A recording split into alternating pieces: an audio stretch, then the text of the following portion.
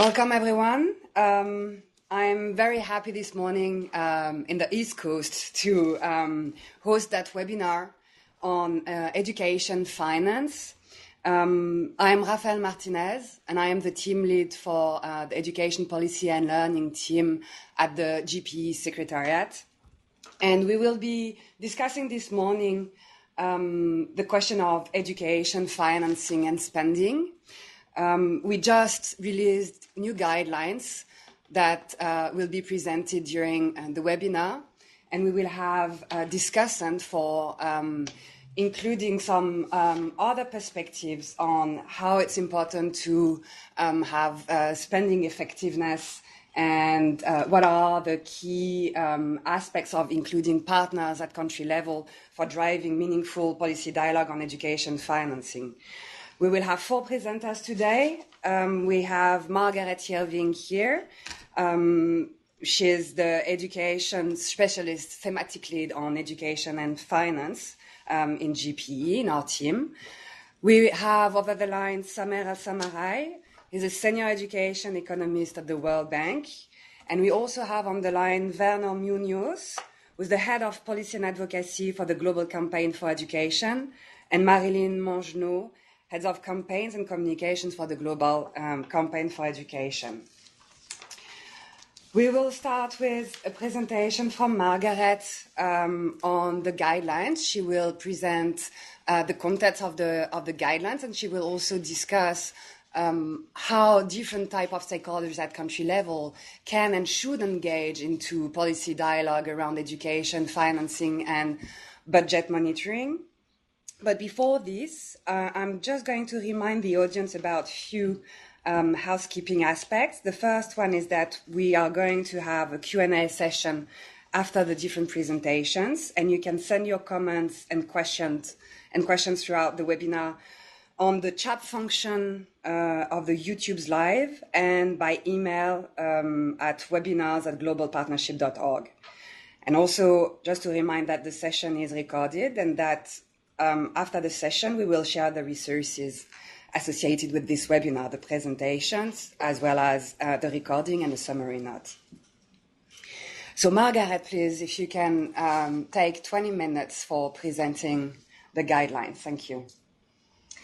Thanks, Rafael. So I'll give us a brief kind of overview, position the guidelines that GPE has just released.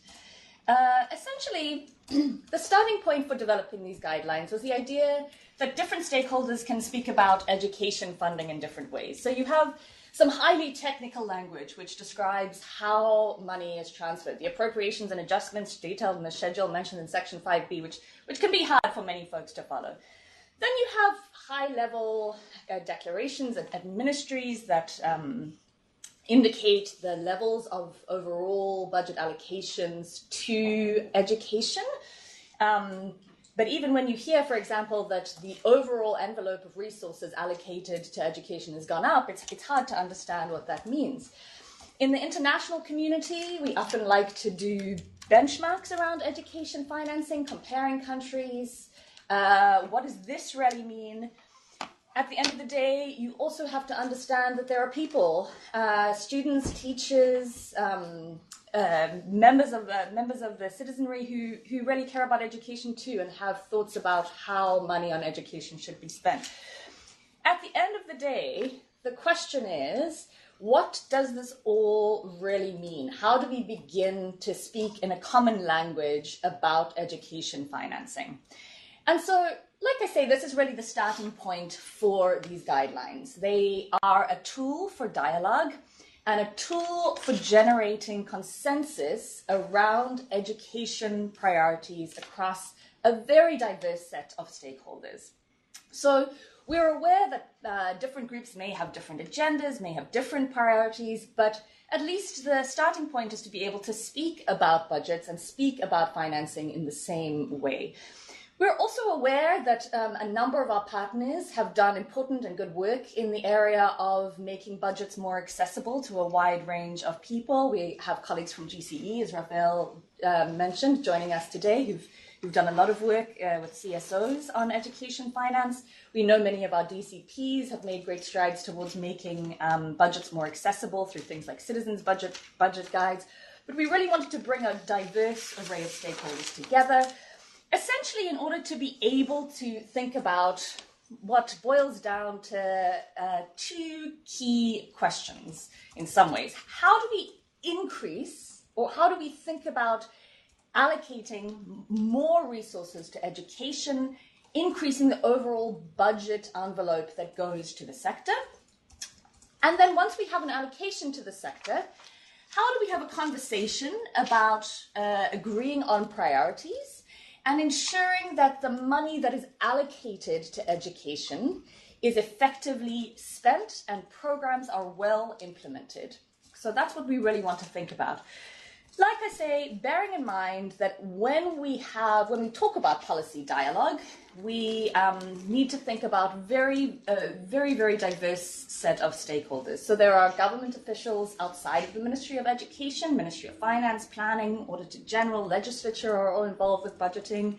Within the ministry and within the state structure itself, you have Ministry of Education, you have sector officials, you have local and school level officials, you also have teachers' unions. And then you have really big groups represented through development partners, local CSOs, parents' households, and like I say, you really need to have a way to have all these very diverse groups speaking together in the same way. So these guidelines are basically laid out in along two broad themes. The one is to try and lay out some of the concepts, some of the ideas that underlie budgeting, so to better understand budget. What is a budget? What do we mean when we talk about that? What kinds of financial flows go into a budget? What does a budget cycle look like? Who are the main players within that budget cycle? Who are the folks who really influence what's going on? And then how are different budgets laid out, different budget classifications? So we'll spend a little bit of time today, very briefly, noting this isn't a training per se, but very briefly going over some of those. And then the second part of the guideline, which we'll talk about very briefly this morning as well, is what does stakeholder engagement look like? How should different stakeholders be engaging? And our key stakeholders that we're thinking about and that are addressed within these guidelines are the ministry itself, CSOs, teacher unions, and then donors. We lay out the role that each of those stakeholders can play in the context of the budget cycle, which we'll explain in a little more detail shortly. But essentially, we think of 4 stages of the budget cycle: formulation, the kind of early stage of developing a budget; approval, when it gets set into law; execution, which is implementing the programs; and evaluation, going back and looking at what's happened. So we'll look at each of those stages and see how different folks can engage. So, talking a little about the concepts, we have, of course, a starting point is revenues and expenditures. So typically a country's national income or kind of wealth is measured on the basis of its annual GDP. From that, we can broadly say that a government can derive revenues or income, money in. We see income coming in the form of tax and non-tax revenues, some other sources which we've listed. We also see that governments oftentimes may receive, particularly DCPs, of course, may receive external aid. So that's money in. On the other side, we have money out. And what we see is that money out needs to be allocated across a range of different sectors: health, defense, infrastructure, social protection, and of course, sitting right in the middle over there, the sector we care about, education. What we also notice is that oftentimes revenues and expenditures don't match perfectly. So it's very rare for a government to get as much money in as it spends. Oftentimes what we see is that when revenue is less than expenditure, money in is less than money out, a government has what is called a deficit. It's possible that revenue or money in is greater than money out or expenditures, in which case there is a surplus. But this particular illustration shows a deficit. 2 other things we need to understand within the concept of expenditures. There are things called recurrent and capital expenditures, which we'll get to shortly. And then also how those expenditures are laid out have different classifications. We have administrative classification, program classification, economic classification. So thinking through those two kind of conceptual pieces quickly, we have dual budgeting processes. Oftentimes, countries will split up their budgets to look at recurrent expenditures and capital expenditures separately. Expenditures on recurrent items are typically things that are used to maintain ongoing operations. So we don't think about things where you create or acquire a new fixed asset. That doesn't count as a recurrent expenditure. Typically things like compensation for staff, so something like teacher salaries would fall into a recurrent expenditure bucket, goods and services, and sometimes teaching materials. Then we have capital expenditures. Capital expenditures are expenditures on assets that tend to be regarded as durable or last for a while. So, for example, building a new school would be an example of a capital expenditure. And sometimes countries choose to lay out recurrent and capital expenditures in different parts of their budget documents. So that's one thing to bear in mind. The other piece to bear in mind is that there are different ways to classify a budget. So sometimes we talk about administrative classifications. And that is the case where the budget identifies who is actually receiving the money from the Treasury. Who is the Ministry of Finance allocating that money to? What is the agency responsible for implementation? Then there are program budgets. Sometimes countries will lay out their budgets in terms of particular activities that are supposed to be funded during the course of the year. And the kind of various activities will be listed in budget documents. And then there could be an economic classification. And so economic classification essentially looks at what kinds of expenditures are being incurred within the sector. For example, dividing up across salaries or dividing up across the different goods that are purchased or provided. So there are those kind of three different classifications. And the idea is that typically different countries will pick one of those. So within the guidelines, you can see a little more detail on how each of those work. So that was a super speedy look at some basic concepts. I know we've gone through them very quickly, but I want to get into the policy dialogue piece of the guidelines. And like I say here, we look at different stages of the budget cycle. When we think about the budget cycle, like I said, there are these four different stages: formulation, approval, execution, and evaluation that we look at. And so when we look at formulation, what is it? What do we mean? Well, the formulation stage is really where the Ministry of Finance is determining how much money gets allocated to each of the sectors. This, in some ways, is a kind of two-way process. Line ministries, like education, need to estimate what they will be spending. And at the end of the formulation stage, particular ceilings or maximum amounts that ministries are allowed to spend are determined by the Ministry of Finance. At this stage, it's really important to realize that this is where the trade-off between education and other sectors comes into play. It's important that the proposals put forward by a Ministry of Education are realistic, so that the Ministry of Finance can seriously evaluate the importance of programs that are proposed. It's also really important to be able to present good data on what has been spent in the past and what will be required in the future to build confidence, to build a sense of the importance of the programs undertaken by the ministry. Then if we look at each of the key stakeholder groups, so there's a reasonable amount of detail on each of these slides. I'll just pick out some key points, just noting that this is an opportunity for the Ministry of Education to engage with the Ministry of Finance, to understand advanced projections, to negotiate greater allocations, and to provide multiple scenarios. What happens if we do implement this program? What happens if we implement another program instead? What are the trade-offs that need to be weighed up? And as the Ministry of Education engages, of course, there are a role for other key stakeholders to support and influence how the ministry is thinking. We could think about CSOs, benchmarking past allocations against other countries, raising awareness of priorities, holding public hearings so that folks can really engage with, understand, and weigh in on what priorities should be. It's an opportunity for teachers' unions to engage with other agencies, to talk about improved conditions, to talk about better training.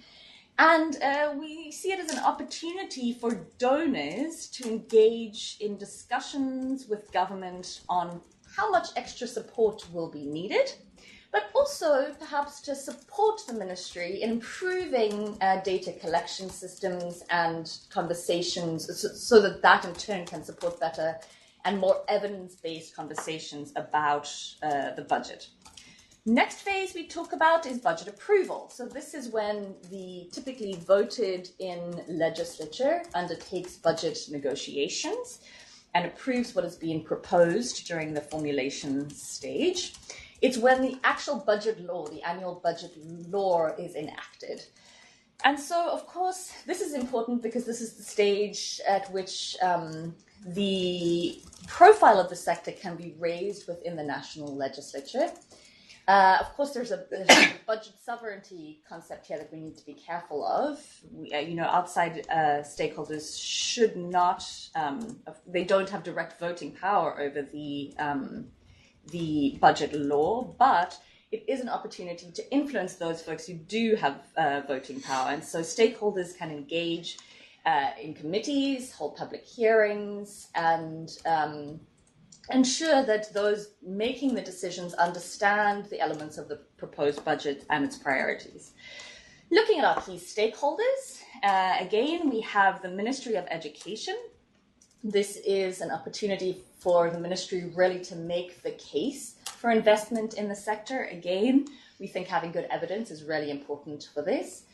CSOs are able to analyze the draft budget, to organize public hearings, and really, again, an opportunity to identify who are those members of the legislature who will be champions for education, who will really push for the sector and its priorities.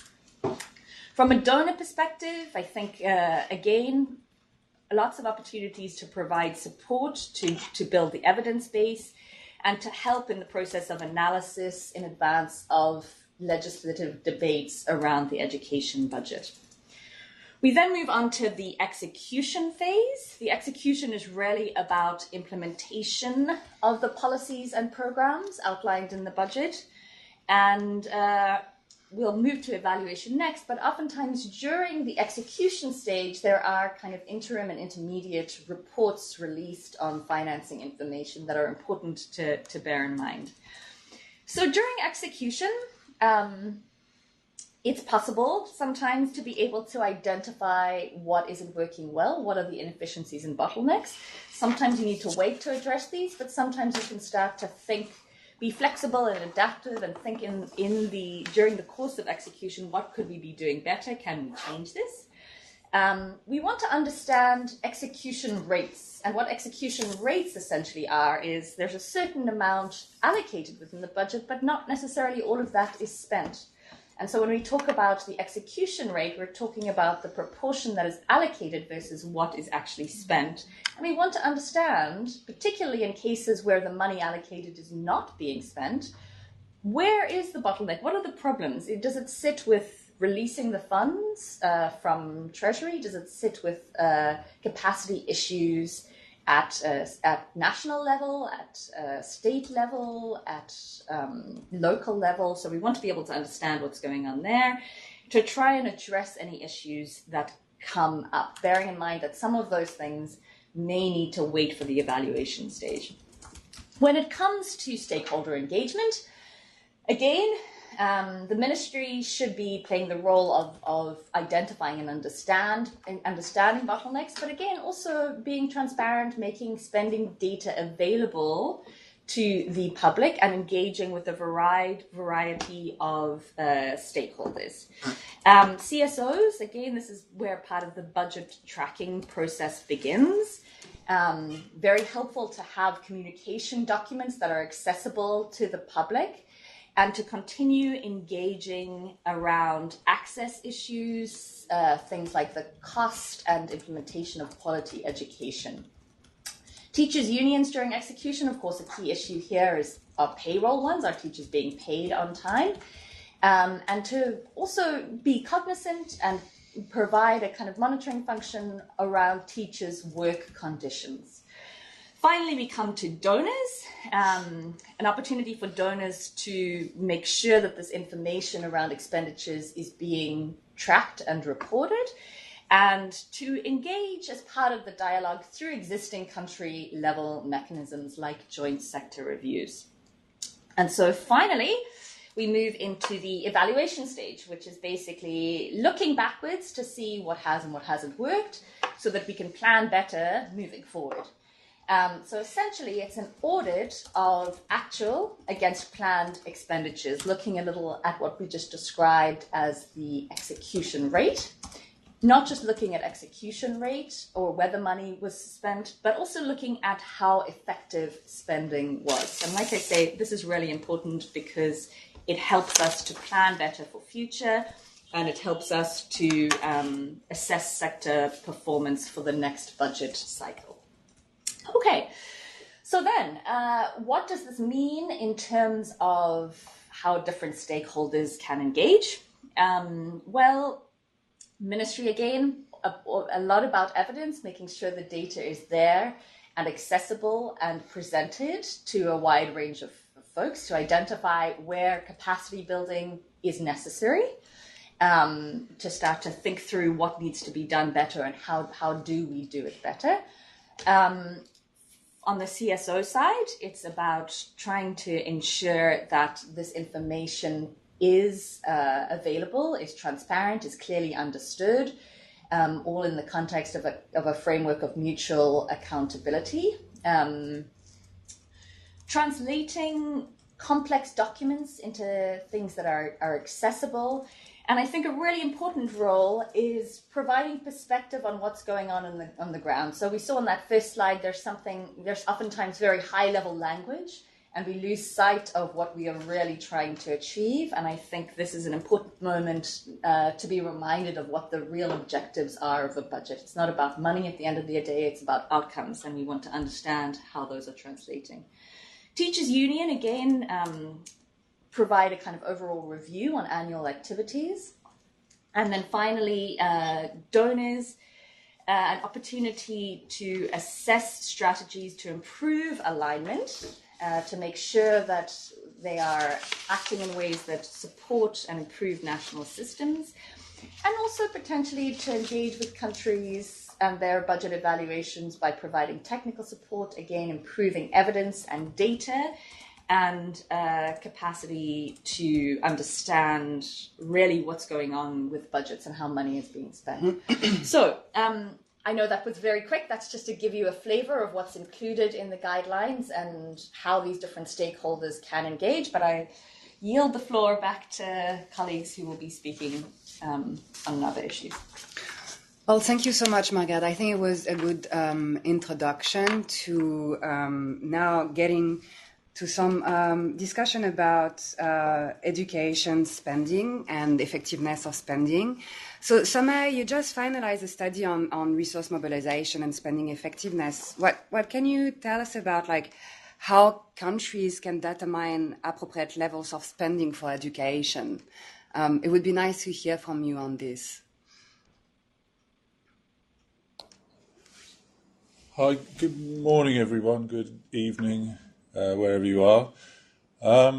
So first off, thank you very much, and I really like the guidelines. I think they're a great addition to what's out there on education finance to help to get mobilise more resources, but also to get more out of those resources as well. So I'm going to try and be very quick. as Raphael mentioned, we've been also working a little bit in the bank on looking at the issues of. If you could go to the next slide, that'd be great. On issues around education financing, and particularly what we sort of see as being the two, or I think even Marguerite also mentioned this at the beginning. Sort of the two key financing challenges. So firstly, mobilizing more resources for education, but then making those resources or the spending more effective and more equitable. So we've just completed a paper, and I'll share it for the webinar to send out. We're just formatting it at the moment for the policy research working paper series. But we try to look back over the last sort of 15 to 20 years to find out what have countries been able, or to understand a little bit about the ability of countries to mobilize resources for education, and how those resource mobilization efforts have translated into better education outcomes. Next slide, please. Maybe the sort of big purpose that we have behind this, which links to the guidelines a little bit, is we felt that one of the sort of motivations was really to sort of think through the policy dialogue between ministries of education and ministries of finance, and really trying to equip that dialogue and the stakeholders in that dialogue with a way of advocating for more resources for education, but also for providing some kind of benchmarks or some kind of way of thinking about what could be expected from increasing mobilization of resources for education. So just very briefly, and I won't go into a lot of detail, but as I say, we look back over the last 20 years, we find that public spending on education sort of globally has almost doubled over that time in real terms. These figures just give a little flavor of that. You can see that in terms of a spending as a percentage of GDP, in most income groups, there hasn't been a lot of change. But if we look at low-income countries or the low-income country groups, we've seen that they have increased their spending as a proportion of GDP quite considerably over the last 20 years. But overall, globally, there hasn't been much change in the share of national income devoted to education. But when you look, so that taken, but when you look at actually absolute numbers or absolute spending per child, so not per student, but per child, which is the right-hand graph here, you see some really big increases. So, in low-income countries, spending per primary school-age child increased from about $100 around 2000 to $188. It almost doubled by 2014-17. But one thing that I think is also sort of noticeable is that the gap between relatively sort of wealthier countries and low-income countries in terms of the amount that they spend per child has also been widening over time. Next slide, please. So one of the things one of the questions that we wanted to ask was, okay, so we know that there's been a large increase in spending on education, but where have those resources come from? So what have been the main sources that the government has used to increase spending? And when we look at that for all countries, we find that economic growth accounted for the bulk of the increased spending. So across all countries, it's around 90%. The graph on the slide is just looking at low-income countries, where around 2/3 of the increase in public spending on education came from economic growth. So purely from the government revenues increasing because of economic growth, and those translating into more resources for education. When we look at sort of the other key sources of growth in the public education budget. So that's increases in the size of government revenues, so tax revenues, aid, and other revenues, say natural resource revenues and things like that. We find that that makes up around another 30% of the increase in spending. And only a very small share of the increase came from countries, from low-income countries, but also more generally globally, from a prioritization of education budgets towards, not education budgets, the priority of the overall budget towards education. So where the share of the total government budget has going to education has increased. So that was a relatively small share. But we wanted to know also, well, okay, so this is sort of averages, but the countries that have been most successful at mobilizing resources, what kind of strategies have they used? And perhaps, I don't know, in some audiences when we've presented this is surprising, in others they say, well, this is not very interesting at all, that we find that the countries that have rapidly increased spending on education, they've done that through the combination of all sort of sources of funding. So they tend to exhibit high rates of economic growth, very fast rates of increases in the overall size of government revenues in national income. And you also see that they have been more successful than, say, the average country in shifting more of the budget towards education. So we did this in part because we wanted to sort of provide some realistic benchmarks for what would be potentially possible for countries to be able to do in terms of increasing spending. So we were looking at this over a sort of 5-year period, which is sort of typical of our sector development plans, typical of political cycles, just to see, okay, what is actually possible over that time. And when we look at the sort of the fastest spending growth countries, we see that they've been able to, in low-income countries, that they've been able to sort of increase spending on education by around just under 1 percentage point of GDP in a 5-year period. This sort of gives a little bit more detail than I think our global benchmarks on education, which I think sort of don't really sort of look at what can be achieved in particular countries over a specific period of time. Rather, they're a goal sort of that might take some countries a lot longer than other countries.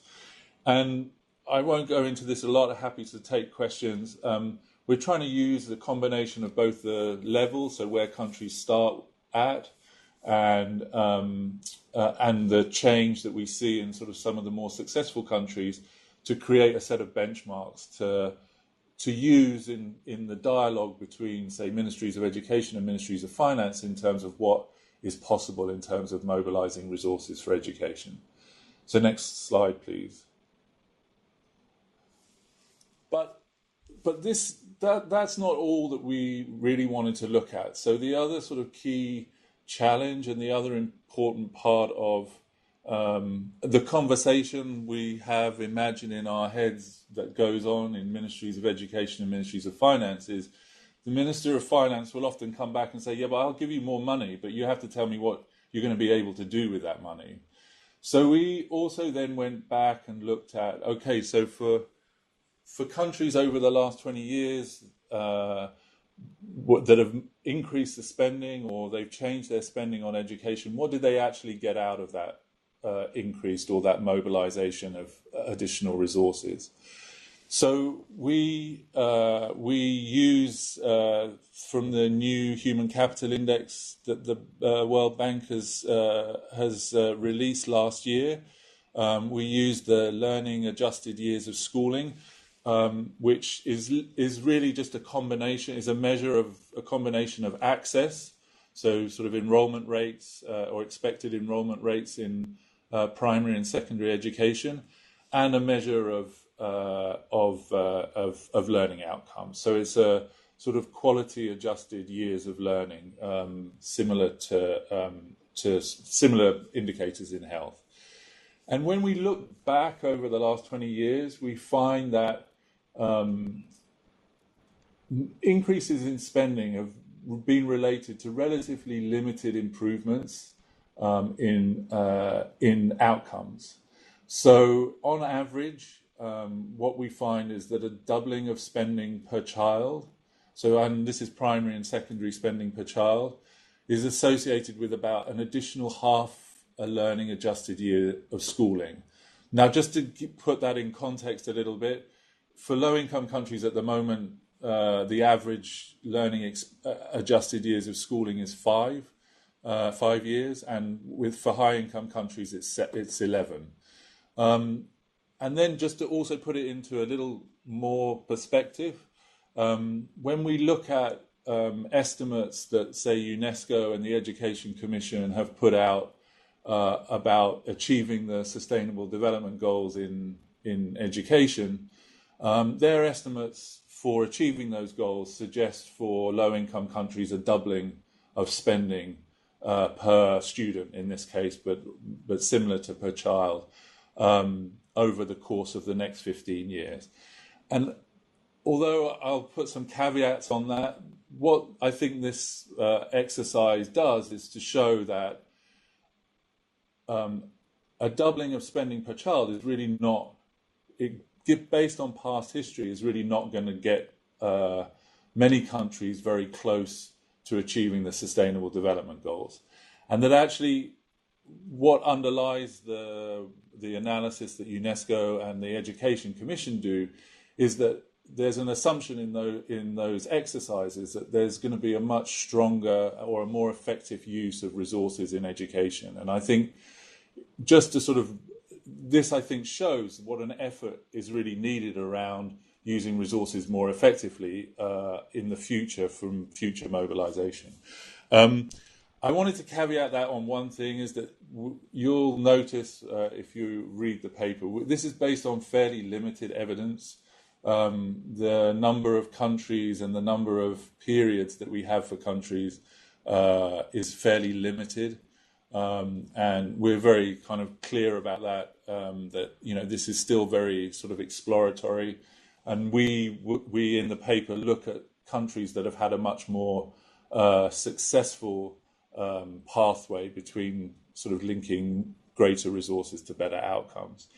And one thing that we do find, we explore a little bit further in the paper as well, is that countries that spend less and are currently inefficient have the most potential to use additional resources, which I know sounds sort of counterintuitive, but is a strong finding that if you're far away from other countries in terms of what you're getting out from what you're getting from your spending, you can do some relatively easy things to increase outcomes.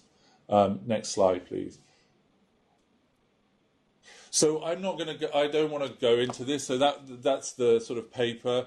So one of the things that we are also sort of moving towards is to sort of then try and look at, okay, so in terms of trying to improve the translation of resources into outcomes, looking at the drivers of inequality and inefficiency in spending, and really start to then sort of look at what some of the underlying issues are, and then sort of look at particular country examples and particular interventions that can address some of those inequalities and inefficiencies in spending. I'd happy to take questions or talk about this in a little bit more detail at the end. Thanks.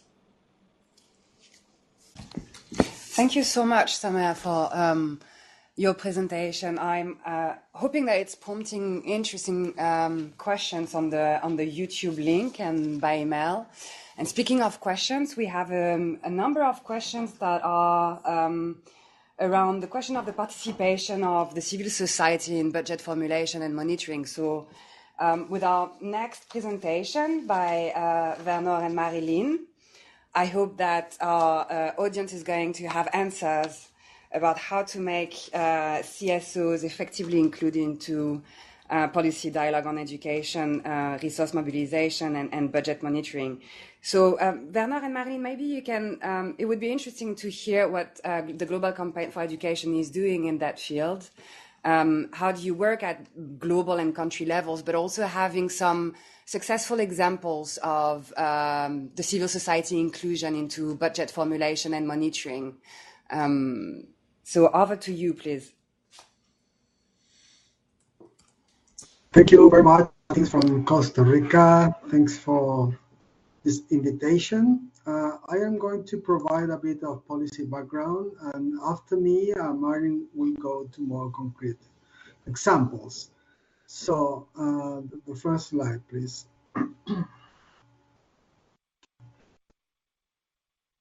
Thank you.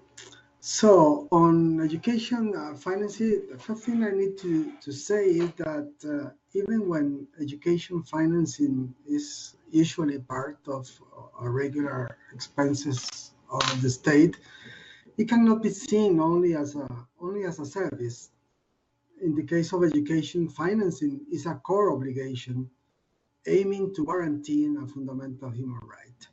So the obligation of education financing is contemplated in the International Human Rights Framework, as we know, specifically in the International Covenant on Economic, Social, and Cultural Rights, and for showing the Convention of the Rights of the Child.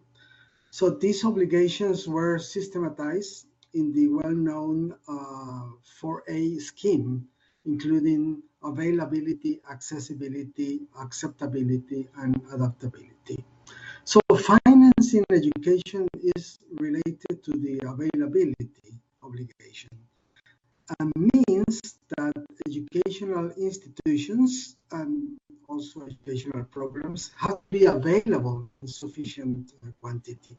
And this also means that education should be free and government funded, and the government should invest on infrastructure, train teachers, didactic materials, sanitation facilities, etc.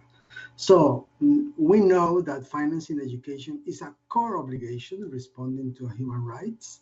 It should be sustainable, meaning that it requires legal and financial frameworks that turns financing education predictable, regular, and permanent.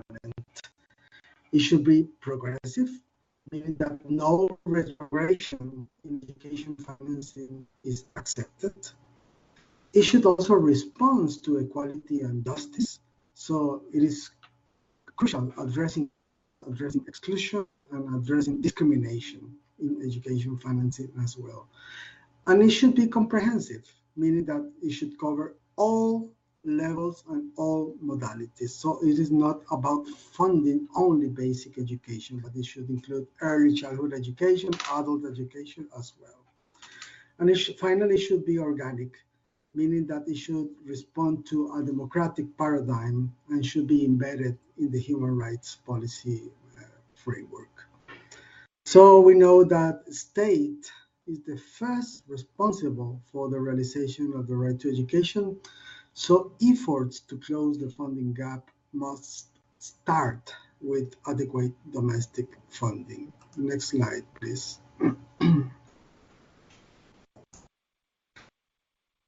So the next question is, what is adequate funding? So responding to that question, GCE together with ActionAid and Education International developed the 4S scheme, which contemplates 4 dimensions of the education financing. And this scheme has been designed both as a conceptual analysis of the state obligations on education financing, but also as an advocacy tool for calling state actors accountable and helping local education actors in monitoring education spending. So regarding the first S, which is increasing the share of the budget, it's critical that governments spend sufficient resources. So it has been said that at least 20% of their national budgets, or at least 6% of their GDP, should be dedicated to the education sector. Sorry. Then the second S is increasing the size of the budget. And we know that if the overall budget is small, then even this 20% won't be enough to cover education necessities.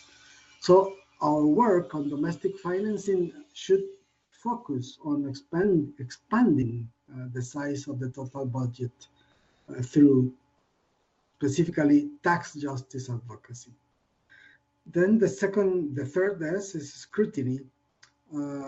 So education budget should support the poorest and the most marginalized populations in order to achieve equality. And finally, sensitivity of the budget. We all know that transparency and accountability are fundamental to an effective education sector. So this requires active citizen engagement in budget process, as the guidelines clearly states. But we think that our role as civil Excuse me, society Werner. goes beyond. I'm very sorry Yes. to interrupt you, but the interpreters have had time hearing you. Can you speak louder so you can be translating? So sorry for that. Closer to the microphone. Okay, I think it's better now. So I am saying that our role as civil society goes beyond only monitoring and tracking and organizing dialogue.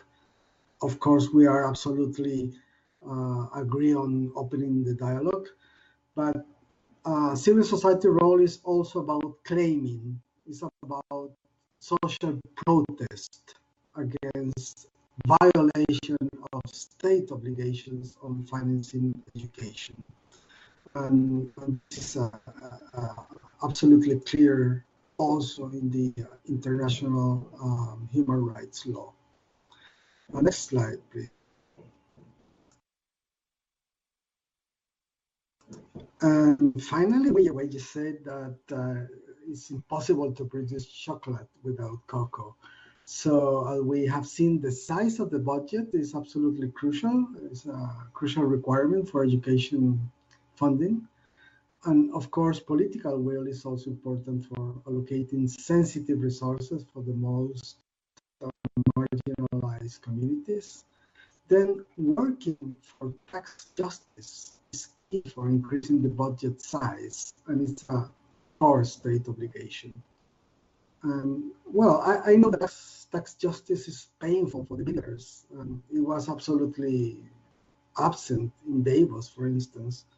But we know that without an expanded tax base, it would be very difficult for developing countries to seriously commit to progressive education financing.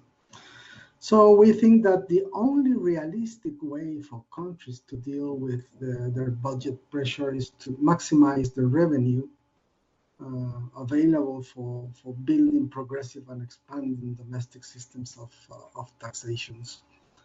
So I believe that countries must review the tax and the royalty agreements in the corporate sector and close the loopholes which enable tax avoidance and evasion by the private sector.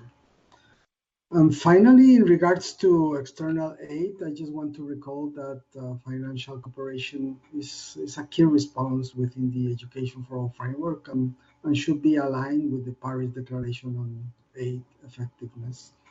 So aid and other forms of external assistance to education should also respect national priorities, should be predictable, and be provided with a view to supporting countries to establish a framework for sustainable domestic financing.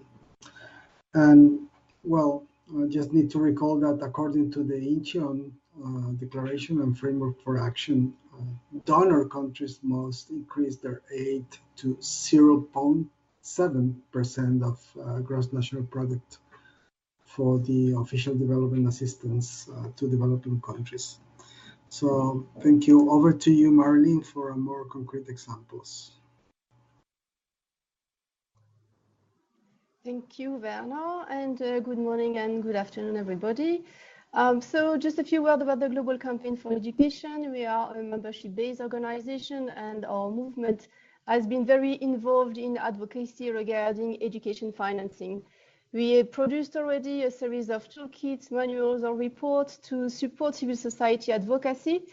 And we also run global actions around education financing, like the Global Action Week for Education or the Fund the Future campaigns. You can, next slide, please.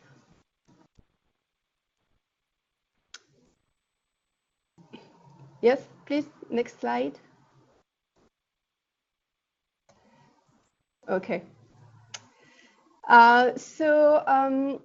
Our latest global project in education financing has been to put together a database for civil society to track their government pledges, the pledges that were made during the 2018 replenishment conference, and to compare them with actual budgeting and spending. The idea behind this database is to strengthen budget analysis capacity of civil society and also to provide stronger evidence-based advocacy.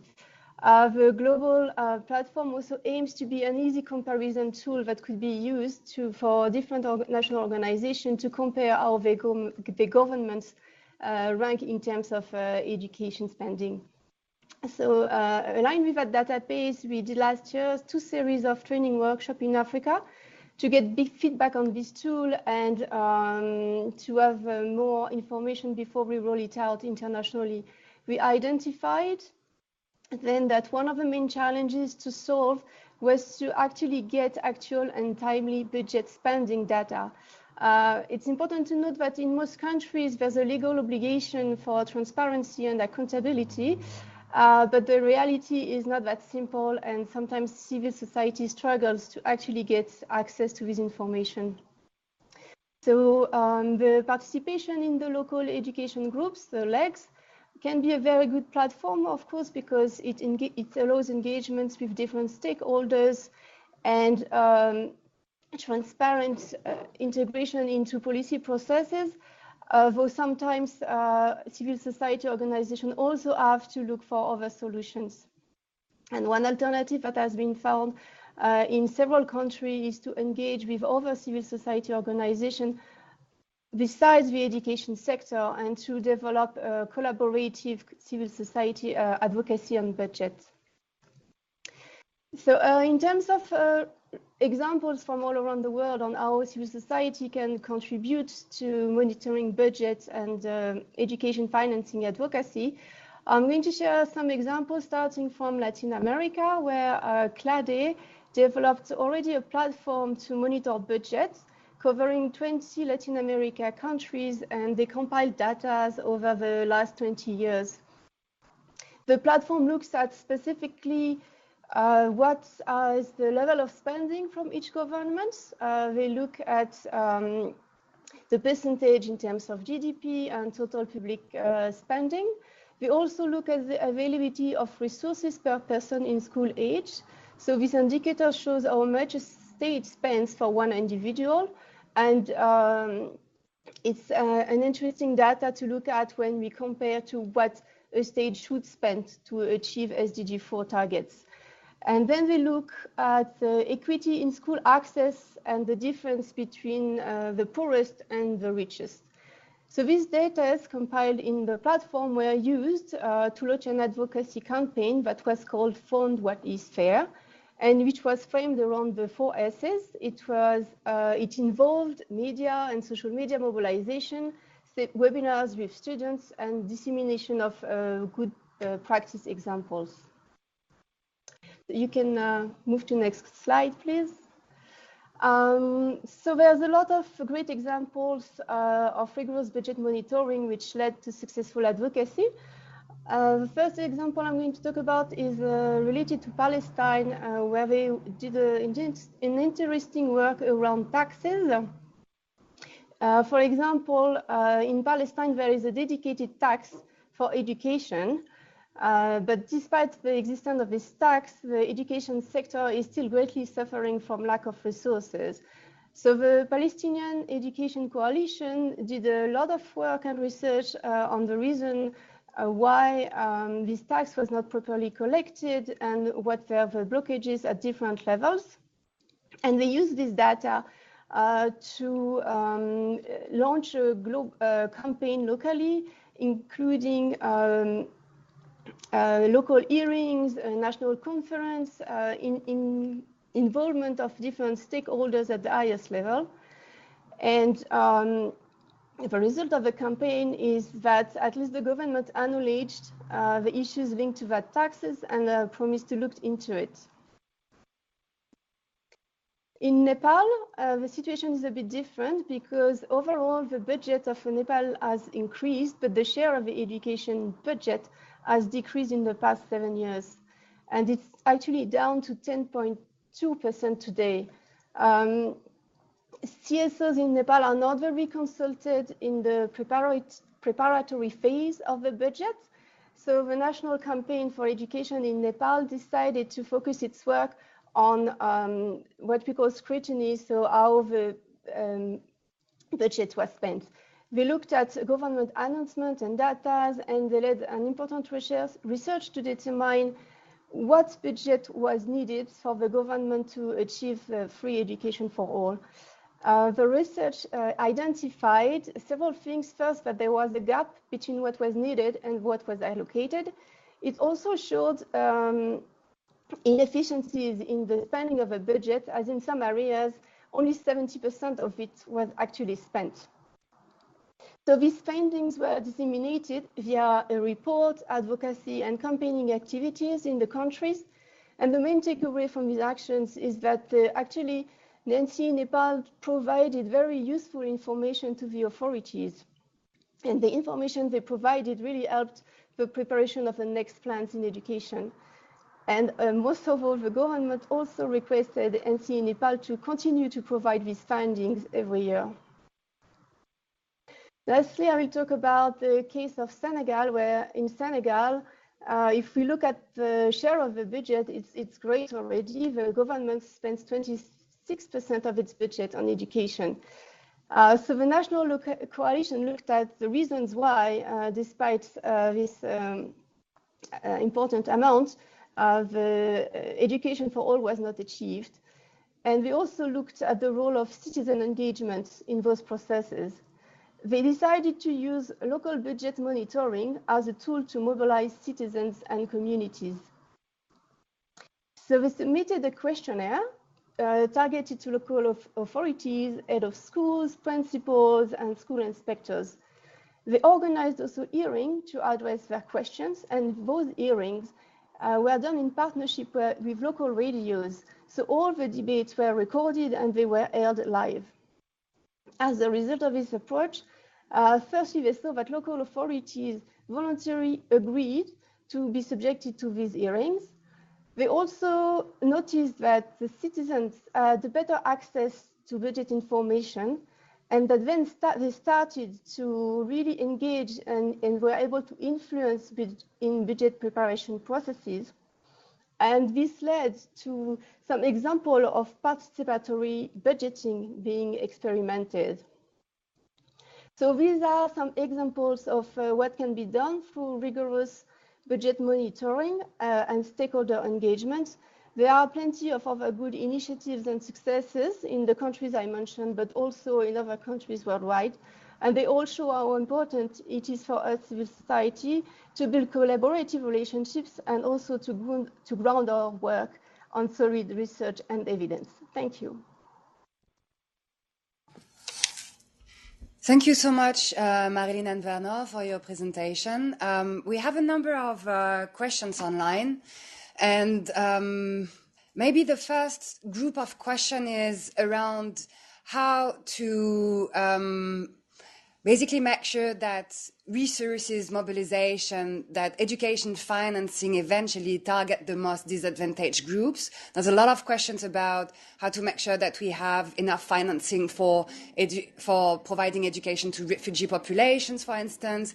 How do we make sure that women and girls are being considered into budget formulation and monitoring? And the same question for a number of particular and disadvantaged groups. So maybe Sama, it's a good opportunity for you to get back on your last slide when you were discussing about the different drivers for spending inequality and inefficiencies. And it would be good as well to have the feedback and the answers from GCE on how to make sure that the very disadvantaged groups are being considered rather than just pushing for more resources to education as like average, like in an aggregate measure.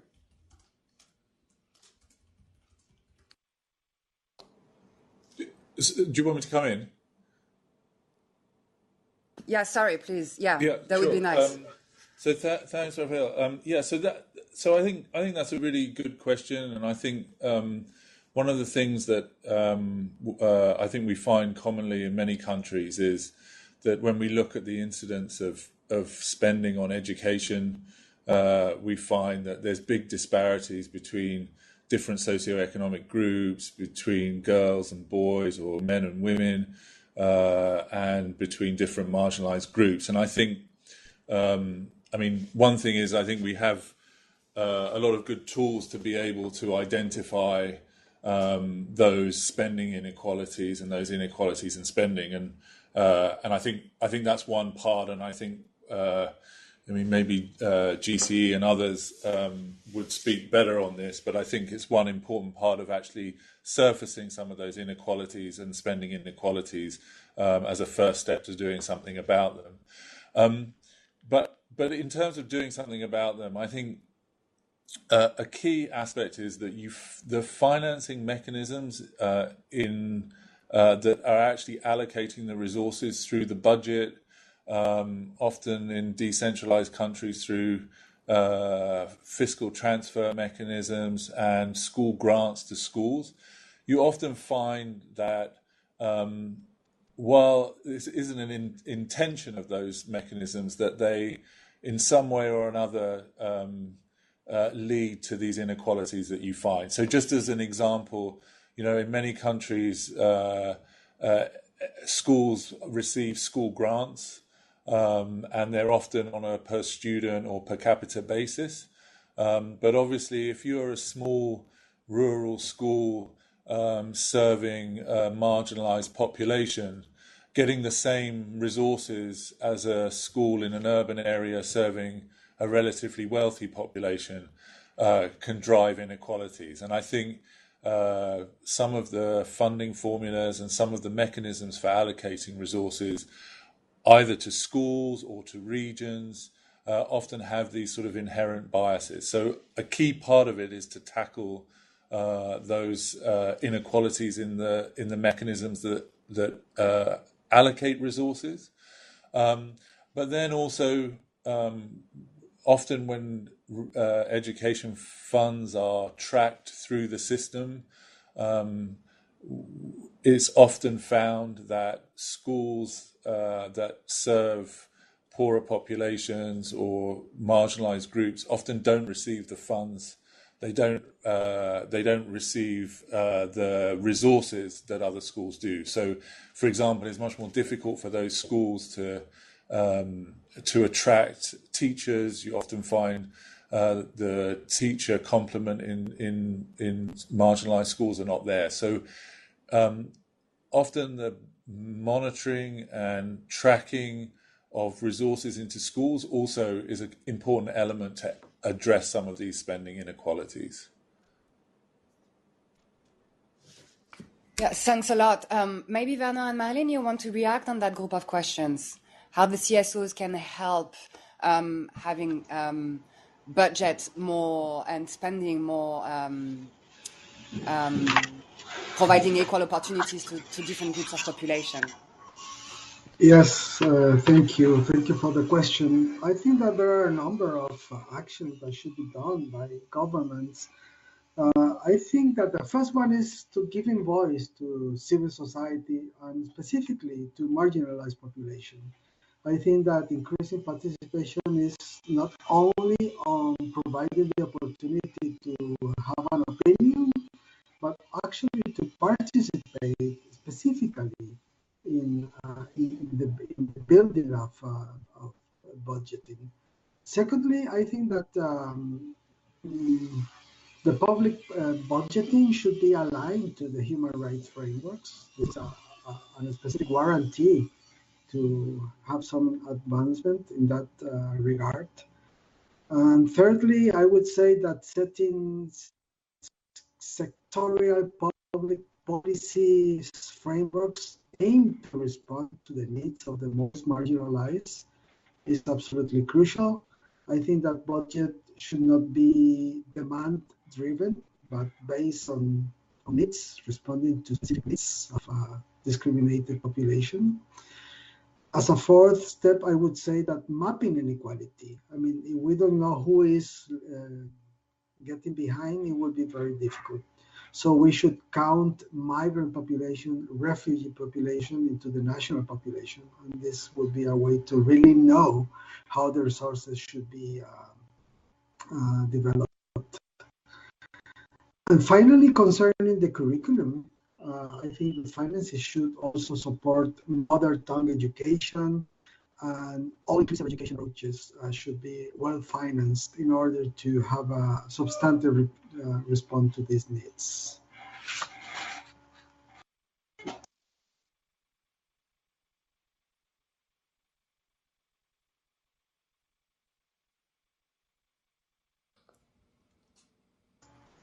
Did you hear what I said?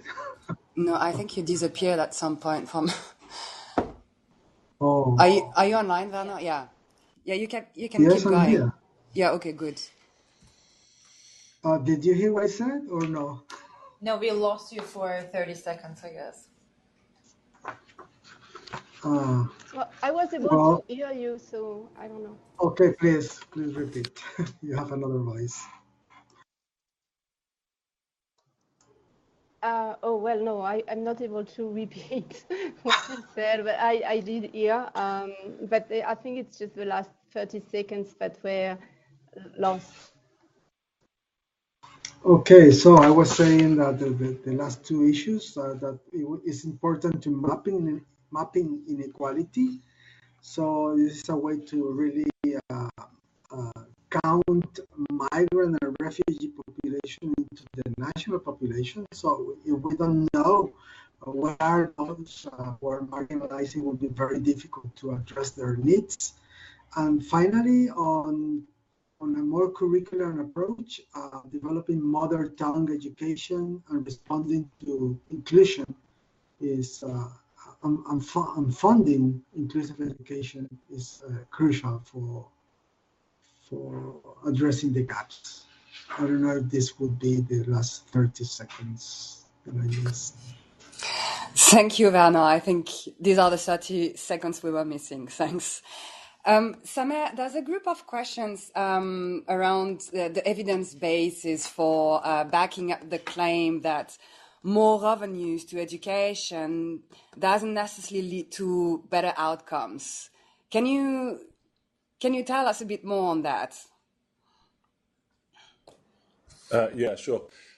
So yeah, let me say one thing first. Perhaps is I don't want it to be confused that there isn't a necessity for more resources for education to improve outcomes, and I think that's very important. I think that's been shown very categorically by many different pieces of work, and it just makes sense, right? But I think what we see in many cases, and at the country level, at the sub-national level, that often increases in resources alone don't lead to better outcomes. They do sometimes, but we also have lots of cases where they don't lead to better outcomes. And I think the important thing, and this I guess is the sort of the last slide in some ways, and the questions around inequality that we had before, is to really understand why some of the countries that you see a very strong relationship between a mobilization effort in terms of resourcing and increased outcomes actually occurs, and what can we learn from countries that have had these big improvements.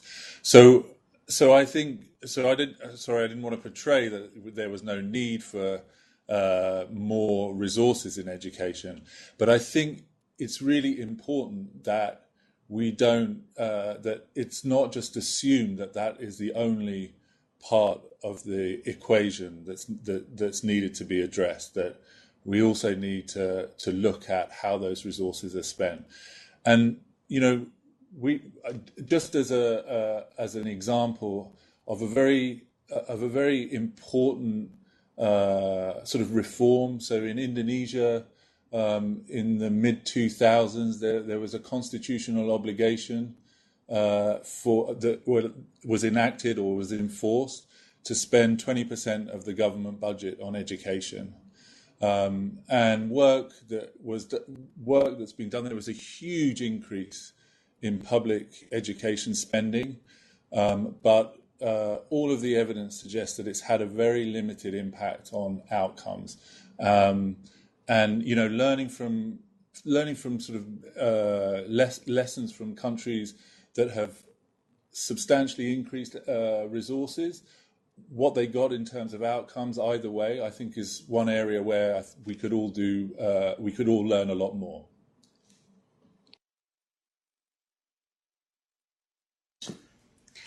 Thank you, Summer.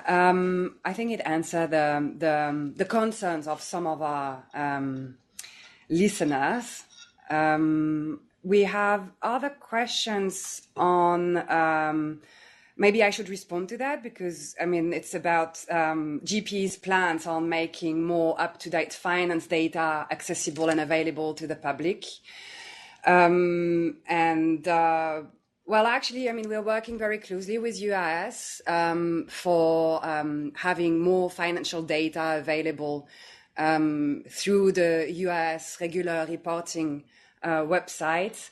We've been investing into new data collection approaches, and it has been quite successful because we can now have a broader sample of at least GPE countries being covered in terms of financial data. It's still to be disseminated and published on the US website because we're still working some validation questions at country level, but it should be soon released.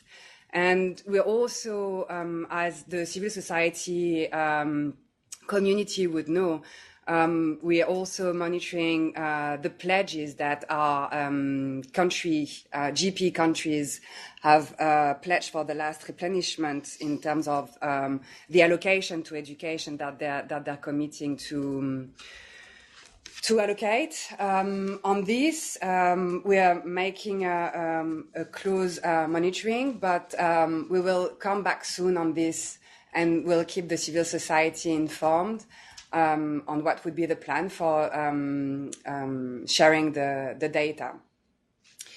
I guess I'm trying to see whether there's other set of questions. Yes, there is one question again, Samir, for you, which is, and actually maybe GC colleagues also have, GC colleagues must have ideas as well, but I guess the general question is in a very constrained environment with very exogenous factors that would have impact on macro financing frameworks. What is exactly the leverage that Ministry of Education can have for allocating more resources to education? And that also links to the question of some civil society colleagues asking about how we can all work together for expanding the tax base. And there's a similar question on, again, the very constrained environment when countries are impacted by high inflations, for instance. Okay, so you're giving me all the tough questions, I see. And I'm asking GC to also respond on the with their point of view. Thank you, Samir. So I think that's a really good question. So just to maybe give an example. So in the paper that we're describing, and I'm sure that many that are online or are already familiar with this, that a sort of typical way of looking at government budgets is to look at their fiscal space and to look at what space there is. So in some of the areas that I talked about, so whether they have space to expand the domestic tax base, whether they can allocate more funding to education from the overall budget, whether there's a possibility of using more development finance for education or attracting more development finance in general. And then, sort of, I think, as Margaret said at the beginning, sort of deficit financing. And so in a general way, to answer your question, I think when you're looking at the prospects for mobilizing more public resources for education, you have to look at those factors and to see what space there is. Now, and actually the paper that we've been doing is trying to do that, to say, okay, for low-income countries, good performers have been able to expand the tax base to a certain share of GDP. And if a low-income country is well below that, then they have a lot of space to sort of start to expand the domestic tax base, as an example. But there are countries that have actually have used up a lot of their fiscal space. So a country that comes to mind is Senegal, that has had a very successful and rapid increase in spending on education. I think the share of spending on education as a proportion of GDP is very high. And I think in those cases it's more difficult, where, looking at ways that, you could further expand the tax base, whether there's ways that you could think of sort of innovative ways of financing education. GCE were mentioning the dedicated education tax in Palestine. Many countries have used taxes or revenues from natural resources or from reductions in fuel subsidies to finance or to mobilize more resources for education. So I think you can sort of look at those types of areas to see what space there is to increase resources for education. And then I think the point that you made about at the end about inflation and the macroeconomic conditions is really important. So, the stability and the macroeconomic conditions are important not only for the budget, but if you recall, when I was sort of looking or decomposing the sources of increased resources for education, one of the biggest was economic growth. So, a relatively stable macroeconomic climate is much more conducive, right, for economic growth, and that is a very important way to grow the resources for education. Thank you, Samir. I don't know, Werner, if you want to add to this. There's also another set of questions around teacher unions participation and what is the work of GCE for reinforcing the voice of teachers into budget formulation and monitoring. But there's also questions on what is the role of the CSOs for working with the legislature, in terms of how do you influence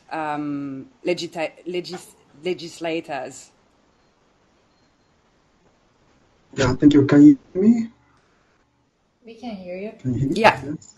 Thank you very much. I'm so sorry about the problems with the voice.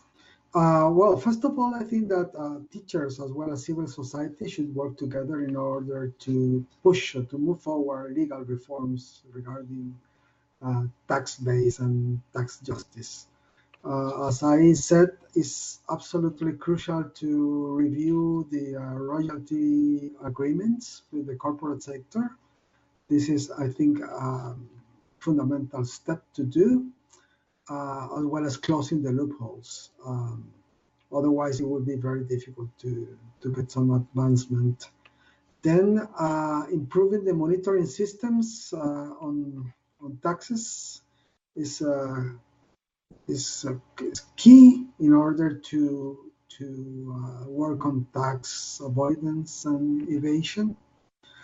Then regarding the legislative sector, I think that building protocols on education financing would be a good guidelines for legislators in order to address tax avoidance and resources to education as well.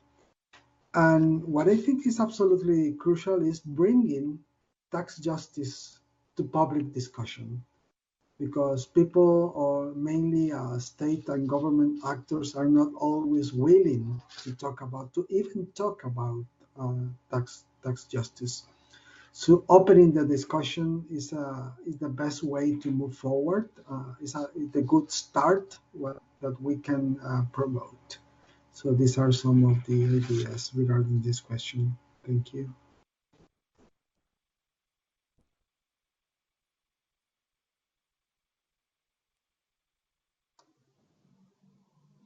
And I believe that Marilyn would like to add some thoughts as well. Yes, just a few remarks, more linked to the questions around what is the leverage of the ministers of education. I think, well, one of the role of civil society is also to engage citizens and raise awareness within communities. So budgets are all negotiations. So it's really important for us, civil society, to make sure that education is understood at the highest level as a crucial issue, and that it should really be funded for. Also, as I talked really quickly about in the case of Nepal, sometimes we also can play a role in giving information to the ministers, giving them arguments to defend and to negotiate for an increase in their budgets within their governments. And I would also like to finish by saying that we've seen in some countries very good examples of civil society in different sectors working together. And that also strengthens everybody's, if we call it, share of the budgets. If we have a common advocacy and we don't compete education against health, against infrastructure, etc. But if we manage to have a common advocacy, it's really have a more impactful results. Thank you. I mean, I guess I just want to get back to the last question that we got. I mean, that question articulates the idea that the biggest share in the education budget is devoted to teachers' salaries, and that a number of countries are facing the issues of having ghost teachers on payroll, and what could be the role of the civil society for helping tracking these situations and reinforcing accountability around that.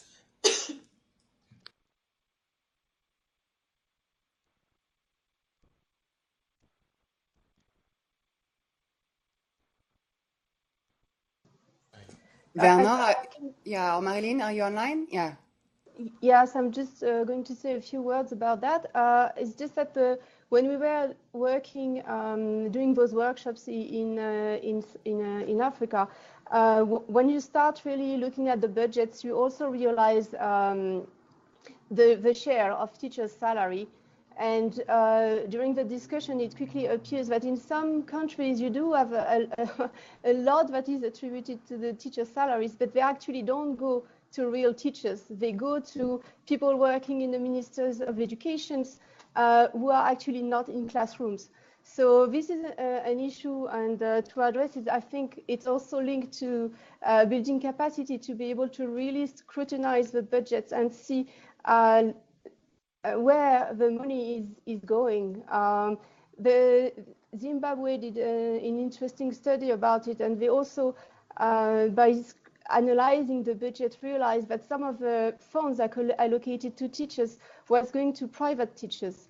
So I think we really need to separate the different lines there and to make sure that the teachers that are in public schools, earn a good salaries and have good teaching conditions, and that we not just get stuck with sometimes big amounts that seems to be attributed in budgets to teachers' salaries when they don't always go to where they're supposed to go.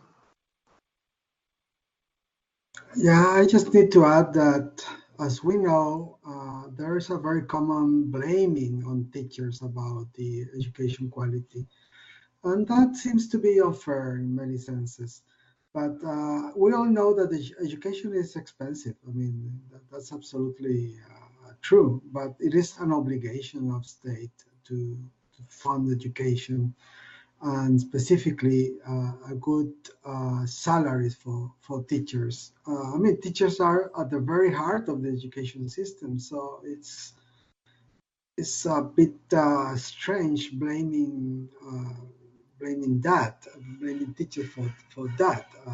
What is important is to expand the share of the financing and the size of the financing, so education systems can have sufficient money to pay good salaries and to dedicate also resources to infrastructure, didactical materials, etc.